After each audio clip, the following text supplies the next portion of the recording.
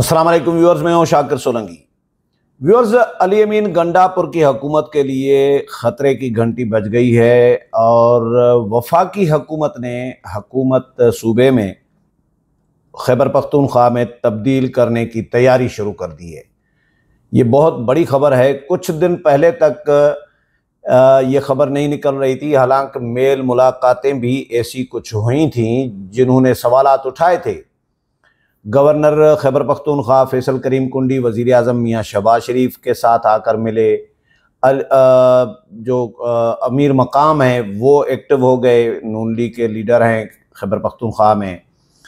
तो उसके बाद ये सवालात उठे थे कि कहीं तब्दीली तो नहीं होने जा रही। फिर अली अमीन गंडापुर भी सामने आए, उन्होंने कहा कोई तब्दीली नहीं हो रही और मेरी हुकूमत गिरा के दिखाएं, मैं सियासत छोड़ दूंगा। इस तरह लंबिया लंबिया उन्होंने छोड़ी, सियासत तो नहीं छोड़ी लेकिन लंबी छोड़ दी उन्होंने।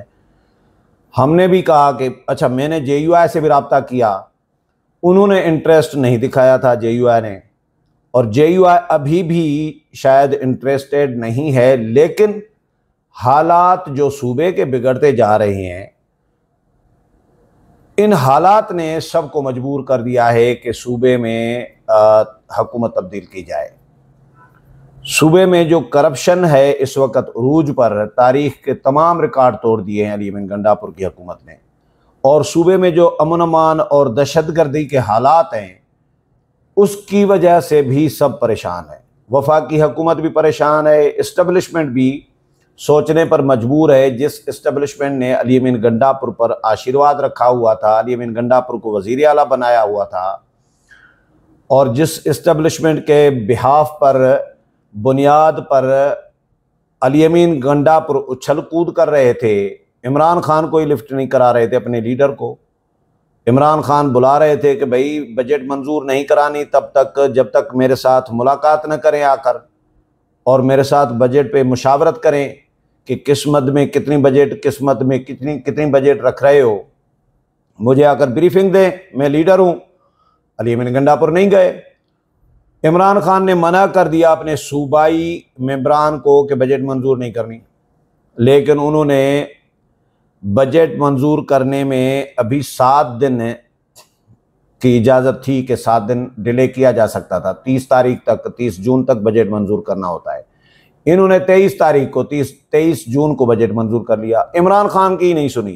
किसकी सुनी? ज़ाहिर मालकान की, जिन्होंने वज़ीर आला बनाया हुआ है। मैंने पहले भी व्लॉग में कहा था कि अली अमीन गंडापुर ने अपने ज़ोरे बाजू पे, अपने बलबूते पे खुद ये वजारत आला ली है, निशस्त भी खुद डील करके जो है वो अपनी ली है, हासिल की है। नहीं तो अली अमीन गंडापुर मौलाना फजल रहमान को हरवाएं या फैसल करीम कुंडी मौलाना फजल रहमान को हरवाएं, ये तो कैसे पॉसिबल है? मौलाना का हल्का है और अली अमीन गंडापुर पहली दफ़ा मौलाना को हरा के MNA बन रहे हैं और MPA बन रहे हैं, या जो गंडापुर फैसल करीम कुंडी थे वो MNA बन के आए थे मौलाना को हरवा के। तो ये इनको डील के तहत वज़ीर आला बनाया गया था। अब उसने जो सूबे का कबाड़ा कर दिया है, आधा खैबर पख्तूनख्वा, जुनूबी अजलात तमाम के तमाम दहशतगर्दों के हवाले हैं। ऐसे हालात हैं कि अली अमीन गंडापुर खुद वज़ीर आला है ना, चीफ एग्जीक्यूटिव हैं सूबे के, लेकिन वो अपने इलाके में डेरा इस्माइल खान में आज़ादी से नहीं चल फिर सकते, घूम फिर सकते, या आज़ादी से नहीं जा सकते। खैबर पख्तूनख्वा के गवर्नर हैं फैसल करीम कुंडी, डेरा इस्माइल खान उनका भी हल्का है, वो भी अपने इलाके में आज़ादी से नहीं जा सकते। ज़्यादातर इस्लामाबाद में क़याम पजीर होते हैं। इस्लामाबाद पेशावर, इस्लामाबाद पेशावर, इस्लामाबाद पेशावर, ये आनियाँ जानियाँ लगी रहती है हमारे दोस्त की, कुंडी साहब की, और बहुत कम जाते हैं अपने ज़िले में, अपने इलाके में। मौलाना फजल रहमान के अभी बेटे को अगवा करने की कोशिश की गई थी दहशतगर्दों की जानिब से, तालिबान की जानिब से, डेरा इस्माइल खान में। तो मौलाना फजल रहमान, अली अमीन गंडापुर, फैसल करीम कुंडी, तीनों एक ही इलाके के हैं, लेकिन ये तीनों अपने इलाके में आज़ादी से नहीं जा सकते। बहुत मोहतात तरीके से जा रहे होते हैं, बहुत बड़ी सिक्योरिटी में जा रहे होते हैं। दहशतगर्द वहाँ पे दनदनाते फिर रहे हैं, रोडों पे चौकियाँ कायम की हुई हैं बड़े बड़े शाहराहों पर, कोई पूछने वाला नहीं है, पुलिस नाम की कोई चीज़ ही नहीं है, वहाँ पे हुकूमत नाम की कोई चीज़ नहीं है, पूरा कंट्रोल दहशतगर्दों ने संभाला हुआ है। जब ऐसे हालात हों तो फिर ज़ाहिर तशवीश पैदा होती है वफाकी हुकूमत के लिए भी और इस्टेब्लिशमेंट के लिए भी, बाकी जमातों के लिए भी, JUI के लिए भी। JUI सियासी ज़ाहिर फ़ायदा नुकसान अपना ज़रूर देखेगी, लेकिन JUI ये भी देखेगी कि सूबे के हालात किस तरफ जा रहे हैं। दहशतगर्दी, मौलाना खुद ख़तरे में है। मौलाना के घर पर FC तैनात की गई है, चौकी कायम की गई है वफाकी हुकूमत की जानिब से, मोहसिन नकवी ने हिदायत की। तो ये हालात हैं। पाक फ़ौज कितने ऑपरेशन कर चुकी है खैबर पख्तूनख्वा में, लेकिन दहशतगर्दों का सफाया होता है उन इलाकों में। फिर पाक फ़ौज सूबाई हुकूमत के हवाले मामलात करती है, सूबाई हुकूमत दहशतगर्दों को दोबारा आबाद कर देती है। ये इल्ज़ाम PTI पर है कि PTI और तालिबान TTP ये एक दूसरे को सपोर्ट कर रहे होते हैं। TTP PTI को जितवाती है और फिर PTI बदले में उनको आबाद करती है। सवात की मैंने पहले भी मिसाल दी है। सवात किस तरह ऑपरेशन करके मुकम्मल अमन अमान में भी कई दफ़ा सवात गया हूँ, लेकिन सवात कभी कभार फिर तालिबान आ जाते हैं, फिर तालिबान का कब्जा हो जाता है कई इलाकों पर, फिर वारदातें हो रही होती हैं, चौकियों पर हमले हो रहे होते हैं, फोर्सेस पर हमले हो रहे होते हैं। ये हालात, इसलिए सवालात ये भी उठाए जा रहे हैं। मौलाना फजल रहमान ने पहले भी सवाल उठाया था कि भाई पाक फ़ौज इतनी ताकतवर है हमारी कि भारत की फ़ौज को, इतनी बड़ी फ़ौज को, ताकतवर फ़ौज को 4 घंटे में घुटने टेकने पर मजबूर कर देती है, तो ये चंद 100 लोगों का सफाया 25 साल से क्यों नहीं कर पा रही, ये सवाल भी है। लेकिन मेरा ये ख्याल है कि पाक फ़ौज तो सफाया कराती है, बाद में सूबाई हुकूमत जब दहशतगर्दों को फिर आबाद करे तो पाक फ़ौज क्या करे उसका।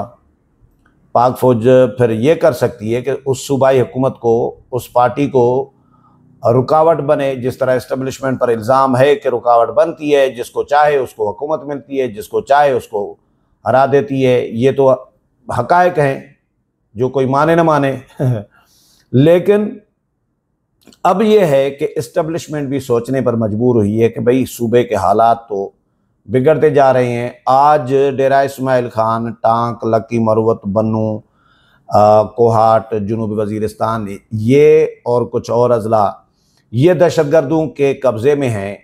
कल बाकी अज़ला भी कब्ज़े में आ सकते हैं अगर ढील दी गई, मज़ीद रियायत बरती गई और मज़ीद अली अमीन गंडापुर को इसी तर्ज़े हुक्मरानी के साथ चलने दिया गया, आशीर्वाद जारी रहा, तो बाकी इलाके भी दहशतगर्दों के हवाले हो सकते हैं, कंट्रोल हो सकता है, दहशतगर्दों का कब्ज़ा हो सकता है।